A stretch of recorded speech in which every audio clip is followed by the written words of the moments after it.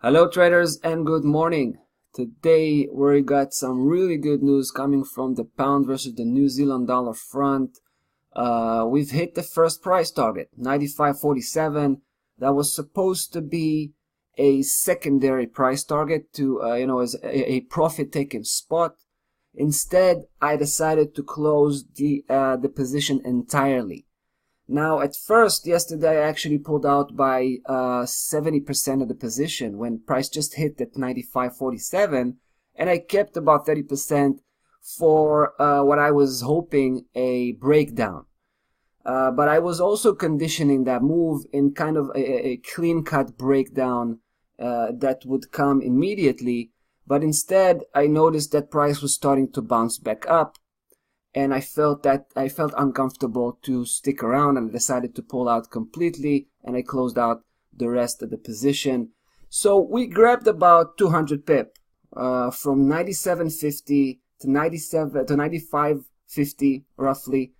That was enough for me to call it a nice position and get out of there. But I gotta tell you, have no mistake, I still very much believe that price will come back and break 95.47. It's just hard to say how far it's going to go with regards to a potential upside technical correction, right? So, and that's the problem here, because that's a mighty support here at 95.47 according to the big picture. Let's have a quick look at that.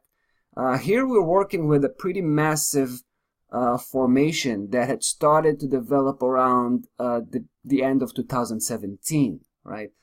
And we're just coming off the very edge of the higher section. So I actually think that this could be a full-fledged downside reversal. Right now we're still in the range of a technical correction. However, if price will be able to break below 95.47, that will ignite a pretty much the rest, the next downside move, which should be we should be taking price all the way from the higher section here towards the lower section. Here we're focusing on 189 as final destination.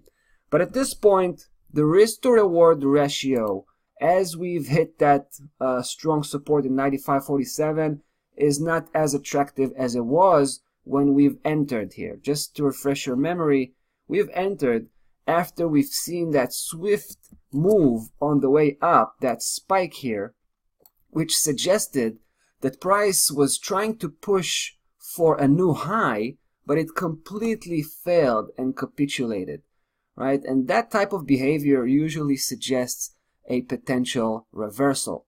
So we took action on this, and right now we're hitting the first wall. But like I said, if price will begin to break down 95.47, I will require a weekly close confirmation for this. And once we have that, I will go right back into another short position. We'll reestablish our bearish position, and at that point we will try to chase about 650 pip actually, all the way to 189. That's a pretty respectable move, no doubt. So, but that's the potential. So it should be really interesting to follow up on this one and see how things are going to play out. I'll definitely be on top of this, and I'll come back to keep you posted.